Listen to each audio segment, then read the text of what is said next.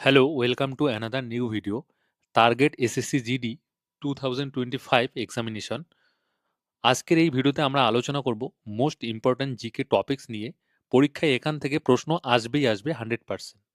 অর্থাৎ এমন একটা গুরুত্বপূর্ণ টপিকস নিয়ে আজকের ভিডিওতে আমরা আলোচনা করব যেখান থেকে কিন্তু পরীক্ষায় প্রশ্ন থাকবেই থাকবে। একটা প্রশ্ন তো থাকবেই থাকবে, একের বেশিও প্রশ্ন থাকতে পারে। আর এই ভিডিওটা যদি তোমরা শেষ পর্যন্ত দেখো তাহলে কিন্তু তোমরা জিকেতে 2 থেকে 4 নাম্বার পাক্কা পেয়ে যাবে। তাই ভিডিওটা শেষ পর্যন্ত দেখবে। তো চলো ভিডিওটা শুরু করা যাক। আজকের ভিডিওর টপিক হচ্ছে সেন্সাস অফ ইন্ডিয়া, অর্থাৎ ভারতের জনগণনা। তো প্রথমে আমাদের জানতে হবে এই জনগণনাটা কি জিনিস। তো আদমশুমারি বা জনগণনা, আদমশুমারি আর জনগণনা একই জিনিস। তো প্রথমেই দেখো আদমশুমারি বা জনগণনা কি। সেটা হচ্ছে আদমশুমারি বা জনগণনা হলো একটি নিয়মতান্ত্রিক পদ্ধতি যা একটি নির্দিষ্ট সময়ে একটি দেশের জনসংখ্যা সম্পর্কে বিস্তারিত তথ্য প্রদান করে। অর্থাৎ জনগণনা এমন একটা জিনিস, সেই জিনিসের মাধ্যমে একটা দেশের কিন্তু জনসংখ্যা সম্পর্কে বিস্তারিত আমরা তথ্য জেনে থাকি বা পেয়ে থাকি, ঠিক আছে। আর এখান থেকে তোমরা জেনে রাখবে যে ভারতে প্রতি 10 বছর পর পর কিন্তু আদমশুমারি বা জনগণনা করা হয়। এই জিনিসটা কিন্তু জানতে চায় যে ভারতে জনগণনা কত বছর পর পর হয়। আর হেনরি ওয়াল্টারকে ভারতের জনগণনার জনক বলা হয়। এই জিনিসটাও তোমাদের জেনে রাখতে হবে। তো এরপর দেখো ভারতের আদমশুমারি বা জনগণনার ইতিহাস। তো ভারতের যে জনগণনা আছে, তো প্রথম কবে সেই জনগণনা হয়েছিল? 1872 সালে ব্রিটিশ ভাইসরয় লর্ড মায়োর অধীনে কিন্তু এই জনগণনা করা হয়েছিল। কিন্তু সেটা কি অসম্পূর্ণ ছিল, অর্থাৎ সেই জনগণনাটা সম্পূর্ণ ছিল না। প্রথম সম্পূর্ণ জনগণনা কিন্তু হয়েছিল, ভারতে প্রথম সম্পূর্ণ জনগণনা লর্ড রিপনের সময়ে 1881 সালে পরিচালিত হয়েছিল। তো তোমাদের কাছ থেকে দুটো জিনিস জানতে চাইতে পারে, সেটা হচ্ছে যে ভারতের প্রথম জনগণনা কত সালে হয়েছিল। সেটা হয়েছিল 1872 সালে, কিন্তু সেটা অসম্পূর্ণ ছিল। আর প্রথম সম্পূর্ণ জনগণনা হয়েছিল 1881 সালে লর্ড রিপনের সময়ে। তো আগে আমরা যে দুটো জনগণনা দেখলাম, দুটোই কিন্তু স্বাধীনতার আগে। তো স্বাধীনতার পরবর্তী সময়ে প্রথম আদমশুমারি বা জনগণনা হয়েছিল ভারতে 1951 সালে। 1951 সালে কিন্তু প্রথম স্বাধীন ভারতে জনগণনা হয়েছিল। আর সর্বশেষ জনগণনা হয়েছিল 2011 সালে। 2021 সালে জনগণনা হওয়ার কথা ছিল, কিন্তু সেটা কোভিডের জন্য হয়নি, তোমরা সকলেই জানো। তাই আমাদের লেটেস্ট বা সর্বশেষ যে জনগণনা সেটা কিন্তু এখনো 2011 সালে। তাই 2011 সালের জনগণনা থেকেই কিন্তু বিভিন্ন পরীক্ষায় প্রশ্ন এসে থাকে। এসএসসি জিডি পরীক্ষায়ও কিন্তু প্রতিটা শিফটে এই জনগণনা থেকে কিন্তু একটা থেকে দুইটা প্রশ্ন আসবেই আসবে। তাই এই টপিকটা তুমি কখনোই স্কিপ করতে পারো না। তো এখন আমরা যে ব্যাপারটা পড়ব, সেন্সাস অফ 2011, অর্থাৎ জনগণনা 2011। 2011 সালের যে জনগণনা, যেখান থেকে আমাদের পরীক্ষায় কিন্তু প্রশ্ন আসে। তো এই জিনিসটাকে আমরা বিস্তারিতভাবে এখন জানবো। তো 2011 সালের জনগণনা 15তম জনগণনা 1872 থেকে। অর্থাৎ 1872 সালে যে প্রথম অসম্পূর্ণ জনগণনা হয়েছিল, সেই সময় থেকে 2011 সালের জনগণনা হচ্ছে 15তম জনগণনা। আর স্বাধীনতার পর থেকে হচ্ছে 7ম জনগণনা, ঠিক আছে। আর 2011 সালের জনগণনার রেজিস্ট্রার জেনারেল ছিল সিএম চন্দ্রমৌলি। তো এটাও কিন্তু পরীক্ষায় জানতে চায় যে 2011 সালের জনগণনার রেজিস্ট্রার জেনারেল কে ছিল। তো রেজিস্ট্রার জেনারেল ছিলেন সিএম চন্দ্রমৌলি। আর 2011 সালের জনগণনার যে মোটো ছিল, সেটা হচ্ছে আওয়ার সেন্সাস আওয়ার ফিউচার, ঠিক আছে। মানে আমাদের জনগণনা আমাদের ভবিষ্যৎ। আর মোট জনসংখ্যা কত ছিল? মোট জনসংখ্যা ছিল 1210.2 মিলিয়ন বা 121 কোটি, ঠিক আছে। যার মধ্যে পুরুষ কত ছিল?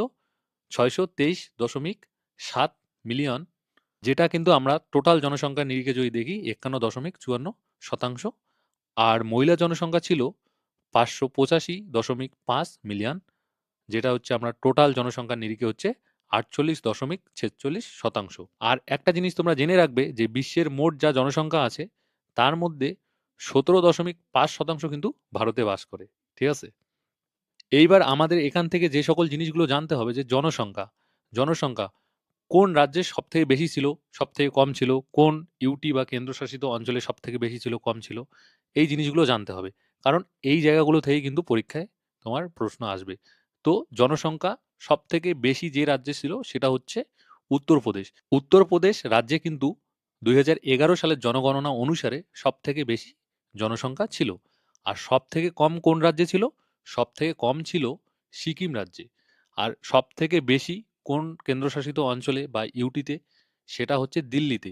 2011 সালের জনগণনা অনুসারে দিল্লির জনসংখ্যা ইউটির মধ্যে সবথেকে বেশি। আর সবথেকে কম কোন ইউটিতে বা কেন্দ্রশাসিত অঞ্চলে? সেটা হচ্ছে লাক্ষাদ্বীপ বা লাক্ষাদ্বীপ। এই লাক্ষাদ্বীপ বা লাক্ষাদ্বীপের জনসংখ্যা 2011 সালের জনগণনা অনুসারে সবথেকে কম। এরপরে আরেকটা জিনিস তোমাকে জানতে হবে, জেলা। ভারতের মধ্যে সবথেকে কোন জেলায় জনসংখ্যা বেশি? তো থানে জেলায় কিন্তু ভারতের সবথেকে বেশি জনসংখ্যা জেলার ভিত্তিতে যদি আমরা দেখি। আর এটা কোথায়? এটা মহারাষ্ট্রে। আর সবথেকে কম কোন জেলায় জনসংখ্যা রয়েছে 2011 সালের জনগণনা অনুসারে? সেটা হচ্ছে দিবাং ভ্যালি বা দিবাং উপত্যকা। সেটা কোথায়? সেটা হচ্ছে অরুণাচল প্রদেশে অবস্থিত। এরপর হচ্ছে জনসংখ্যা বৃদ্ধির হার। জনসংখ্যা বৃদ্ধির হার বলতে বোঝায় যে আগের যে জনসংখ্যা হয়েছিল সেই জনসংখ্যার সাপেক্ষে লাস্ট যে জনসংখ্যা, সেই জনসংখ্যায় কতটা শতাংশ জনসংখ্যা বৃদ্ধি পেল বা কতটা জনসংখ্যা হ্রাস পেল, সেইটাই আর কি জনসংখ্যা বৃদ্ধির হার। তো আমরা যদি দশকের হিসাবে দেখি, লাস্ট 2011 সালের আগে যেটা হয়েছিল সেটা হয়েছিল 2001 সালে জনগণনা। তো 2001 সালের থেকে 2011 সালে কিন্তু জনসংখ্যার বৃদ্ধির হার ছিল 17.64%। অর্থাৎ 2001 সালের থেকে 2011 সালের জনসংখ্যা বেড়েছে শতাংশের নিরিখে 17.64%। তার মধ্যে পুরুষ জনসংখ্যা বেড়েছে 17.19%। আর মহিলা জনসংখ্যা বেড়েছে 18.12%।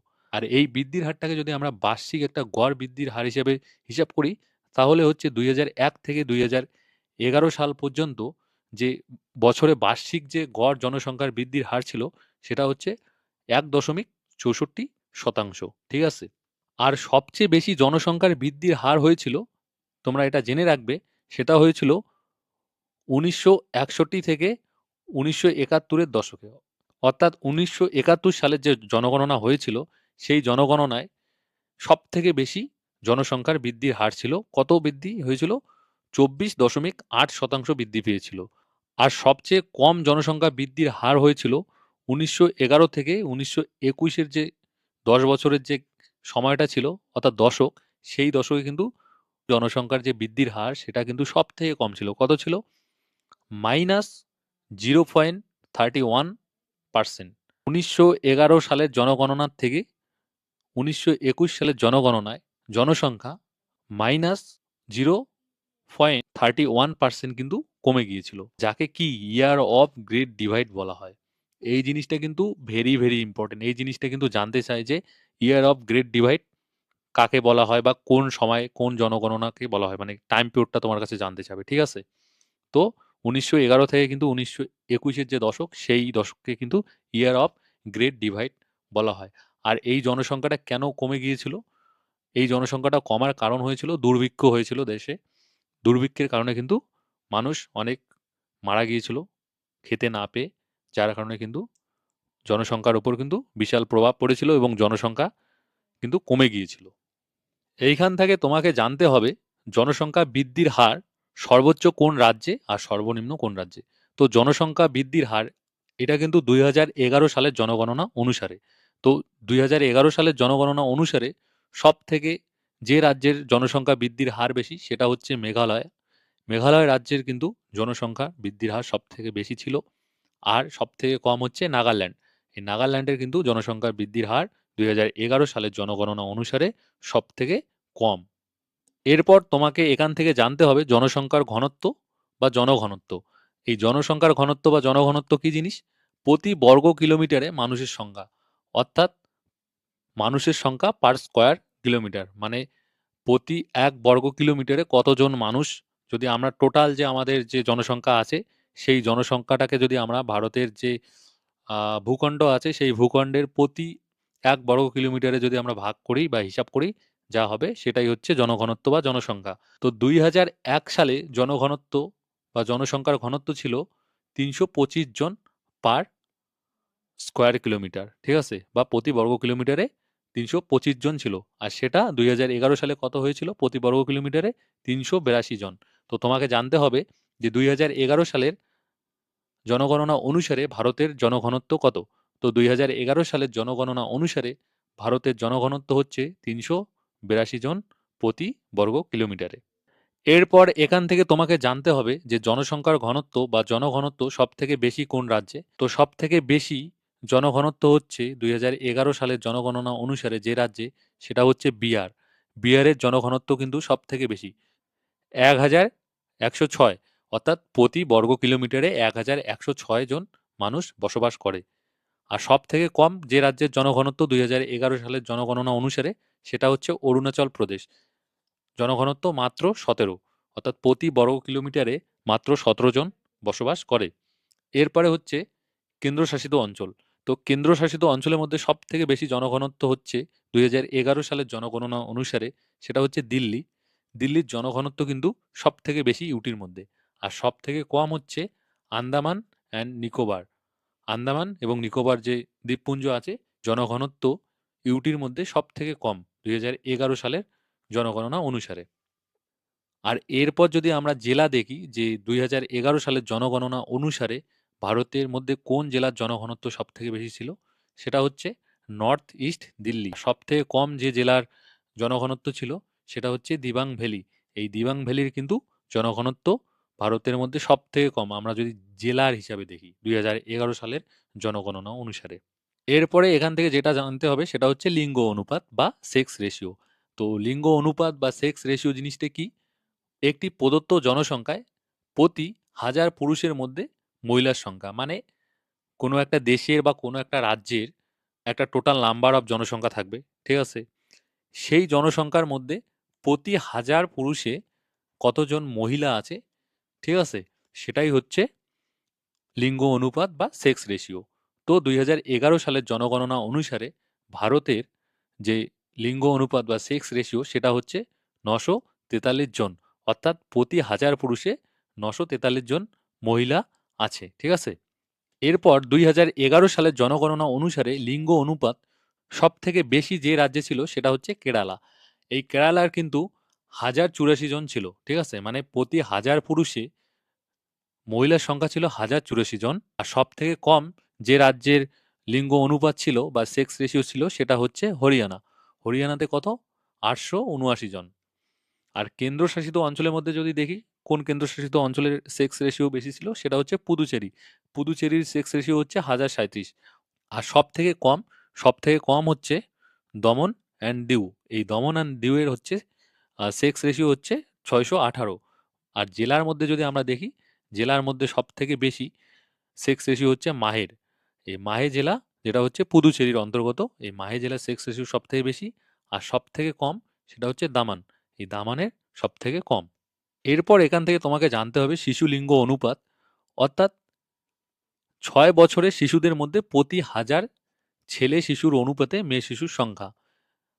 এটাই হচ্ছে শিশু লিঙ্গ অনুপাত, ঠিক আছে? সেম জিনিসটা, কিন্তু এটা হচ্ছে শিশুদের ক্ষেত্রে, মানে 6 বছরের মধ্যে যারা, তাদের মধ্যে বা 6 বছরের নিচে। তো 2001 সালে সেই অনুপাতটা ছিল 927 জন, অর্থাৎ প্রতি 1000 শিশু প্রতি ছিল 927 জন মেয়ে শিশু। আর 2011 সালে সেটা কিন্তু কমে গিয়েছে, কমে গিয়ে কত হয়েছে? 919 জন, অর্থাৎ প্রতি 1000 ছেলে শিশু সাপেক্ষে মেয়ে শিশুর সংখ্যা হচ্ছে 919 জন। আর শিশুলিঙ্গ অনুপাত সব থেকে যে রাজ্যে বেশি ছিল, সেটা হচ্ছে মিজোরাম। মিজোরামে হচ্ছে সবচেয়ে বেশি চাইল্ড সেক্স রেশিও ভারতের মধ্যে। আর সব থেকে কম হচ্ছে হরিয়ানা।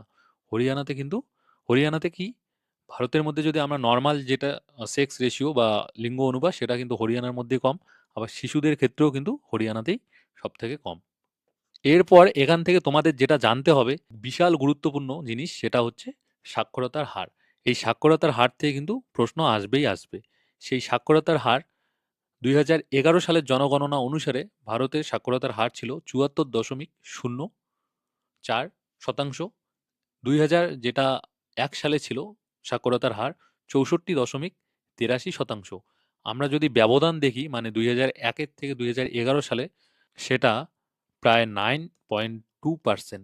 অর্থাৎ 2001 সালের সাক্ষরতার হার থেকে 2011 সালের সাক্ষরতার হার ভারতে 9.2% কিন্তু বৃদ্ধি পেয়েছে।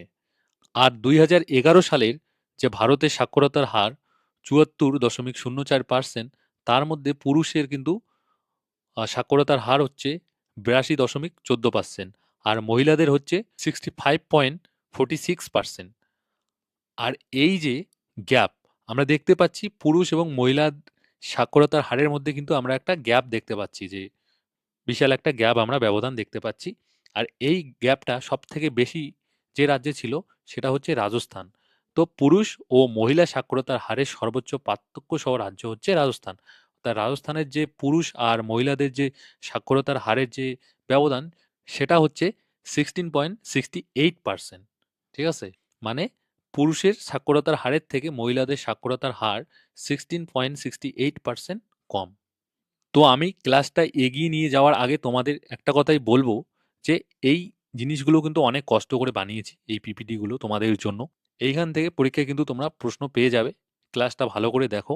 আর তোমরা যারা এখনো চ্যানেলটাকে সাবস্ক্রাইব করো নাই, প্লিজ একটু সাবস্ক্রাইব করে দিও, কারণ অনেক কষ্ট করে কিন্তু এই পিপিটিগুলো তোমাদের জন্য আমি বানিয়েছি। এবং এখান থেকে কিন্তু আমি 100% গ্যারান্টি দিয়ে বলতেছি, এখান থেকে কিন্তু তোমরা পরীক্ষায় প্রশ্ন পাবে। তোমাদের এখন খাতায় এগুলো নোট করতে হবে না। তোমরা এখন দেখো, আমি এই ভিডিওর ডেসক্রিপশন বক্সে আমি আমার টেলিগ্রাম চ্যানেলের লিঙ্ক দিয়ে দিব। সেখানে আমি কিন্তু এই যে আজকের ক্লাসের যে পিডিএফ, সেই পিডিএফটা কিন্তু আমি সেখানে টেলিগ্রাম চ্যানেলে দিয়ে দিব। তোমরা সেখান থেকে কিন্তু অনায়াসে ডাউনলোড করে নিতে পারবে। তাই তোমরা এখন শুধু মনোযোগ সহকারে ভিডিওটা দেখো, ঠিক আছে? 2x স্পিডে দেখবে। এখন কিন্তু নর্মালভাবে দেখো না, কারণ তোমাদের হাতে সময় কম। তোমরা 2x স্পিডে দেখবে। আর প্লিজ চ্যানেলটাকে সাবস্ক্রাইব করে দিও। আর ভিডিওটা যদি তোমাদের ভালো লাগে, যে হ্যাঁ, ক্লাসটার মধ্যে কোয়ালিটি আছে, তাহলে অবশ্যই একটা লাইক করে দিও। কারণ তোমরা দেখবে অনেকে হয়তো তোমাদের পেইড কোর্স নেওয়া আছে, এতদিন ক্লাস করেছো, দেখবে এই জিনিসগুলো তোমাদের আমি যে জিনিসগুলো করাচ্ছি, এই জিনিসগুলো কিন্তু পেইড কোর্সের জিনিস। অনেক স্যার কিন্তু এই জিনিসগুলো পেইড কোর্সে করায়, এবং অনেক স্যার তো এত কিছু পেইড কোর্সেও বলে না। তাই প্লিজ তোমরা চ্যানেলটাকে একটু সাবস্ক্রাইব করে নিও। তো চলো আমরা পরবর্তী বিষয় নিয়ে আলোচনা করি। তো সাক্ষরতার হার যে রাজ্যে সব থেকে বেশি 2011 সালের জনগণনা অনুসারে, সেটা হচ্ছে কেরালা। কেরালার সাক্ষরতার হার কিন্তু ভারতবর্ষের মধ্যে সব থেকে বেশি, 94%। ঠিক আছে। আর সব থেকে কম যে রাজ্যের সাক্ষরতার হার, সেটা হচ্ছে বিহারের সাক্ষরতার হার সব থেকে কম। কত? 61.8%। আর কেন্দ্রশাসিত অঞ্চলের মধ্যে যদি আমরা দেখি, সব থেকে বেশি সাক্ষরতার হার হচ্ছে লাক্ষাদ্বীপের। কত? 91.85%। আর সব থেকে কম যে কেন্দ্রশাসিত অঞ্চলের সাক্ষরতার হার, সেটা হচ্ছে দাদরা অ্যান্ড নগর হাভেলি। আর জেলার হিসাবে যদি আমরা দেখি, সব থেকে বেশি সাক্ষরতার হার যে জেলা রয়েছে ভারতের মধ্যে 2011 সালের জনগণনা অনুসারে, সেটা হচ্ছে সারচিপ। সেটা কোন রাজ্যের অন্তর্গত? সেটা হচ্ছে মিজোরামের অন্তর্গত। আর সব থেকে কম যে জেলার সাক্ষরতার হার, সেটা হচ্ছে আলিরাজপুর। সেটা হচ্ছে মধ্যপ্রদেশের অন্তর্গত একটি জেলা। ঠিক আছে। আর এখান থেকে আর একটা জিনিস এখন নতুন ট্রেন্ড হয়েছে, যে সর্বোচ্চটা তো সবাই জানে, তাই তোমাদের কাছ থেকে কিন্তু জানতে চাই যে দ্বিতীয়। তো জেনে রাখবে, দ্বিতীয় ভারতের মধ্যে সাক্ষরতার হার হচ্ছে, দ্বিতীয় অবস্থানে যে রাজ্য আছে সেটা কিন্তু মিজোরাম। এই মিজোরাম রাজ্য কিন্তু সেকেন্ড পজিশনে আছে। ঠিক আছে, সাক্ষরতার হারের দিক দিয়ে। ঠিক আছে, এটা জেনে রাখবে। আর লাস্ট একটা জিনিস এখান থেকে তোমরা জেনে রাখবে, সেটা হচ্ছে গ্রামীণ ও শহরে জনসংখ্যার বিভাজন। অর্থাৎ ভারতের যে টোটাল জনসংখ্যা আছে, সেই জনসংখ্যার কত শতাংশ মানুষ গ্রামে বাস করে, কত শতাংশ মানুষ শহরে বাস করে, সেই জিনিসটা কিন্তু জানতে চায়। অর্থাৎ এক্সাক্ট তো কত জনসংখ্যার মানুষ সেটা জানতে চায় না, কত শতাংশ সেই জিনিসটা জানতে চায়। কত শতাংশ মানুষ গ্রামে বাস করে, কত শতাংশ মানুষ শহরে বাস করে। তো তোমরা জেনে রাখবে যে গ্রামে 2011 সালের জনগণনা অনুসারে 833.1 মিলিয়ন, যা টোটাল ভারতের জনসংখ্যা আছে, সেই জনসংখ্যার 68.8% মানুষ কিন্তু গ্রামে বাস করে। ঠিক আছে। আর শহরে, শহরে ভারতের টোটাল জনসংখ্যার 377.1 মিলিয়ন, বা টোটাল জনসংখ্যার যেটা 31.2%, সেটা কিন্তু শহরে বাস করে। তো এই জিনিসটা কিন্তু পরীক্ষায় জানতে চায়, বা একটা তোমাকে রেঞ্জ দেওয়া থাকবে। মনে করো দেওয়া থাকবে যে 2011 সালের জনগণনা অনুসারে ভারতের কত শতাংশ মানুষ শহরে বাস করে। তো রেঞ্জ দেওয়া থাকবে, অপশন 4টা থাকবে। মনে করো কোনোটাতে দেওয়া থাকলো 40 থেকে 45, কোনোটাতে দেওয়া থাকলো 30 থেকে 35, কোনোটাতে দেওয়া থাকলো 25 থেকে 30, বা কোনোটাতে দেওয়া থাকলো 20 থেকে 25। এইটা কিন্তু এইভাবেই কিন্তু অপশন থাকবে। তো তোমরা যদি জানো যে কত শতাংশ, তাহলে কিন্তু তোমরা সঠিক উত্তর করতে পারবে। ঠিক আছে? তো ভিডিওটা এই ছিল আজকের। এখান থেকে কিন্তু তোমরা পরীক্ষায় প্রশ্ন পাবেই পাবে, আমি তোমাদের গ্যারান্টি সহকারে বলতেছি। এমন কোনো শিফট নাই এসএসসি জিডি পরীক্ষার যেখানে জনগণনা থেকে প্রশ্ন আসে না। প্রতিটা শিফটে কিন্তু এই জনগণনা থেকে একটা প্রশ্ন থাকবেই থাকবে। কোনো কোনো শিফটে তো ২ টো করে প্রশ্ন থাকে। ঠিক আছে? তাই জনগণনা এমন একটা টপিকস, যেই টপিকসটাকে কিন্তু তুমি বাদ দিতে পারো না। পরীক্ষার আগে তোমরা এতদিন যারা পড়ো নাই, এই ভিডিওটা যদি দেখো, এই পয়েন্টগুলো যদি তুমি ভালো করে পড়ো, ঠিক আছে? মনে রাখো, আহামরি তো তেমন কিছু ব্যাপার নেই। দুবার একবার পড়লেই হয়ে যায়।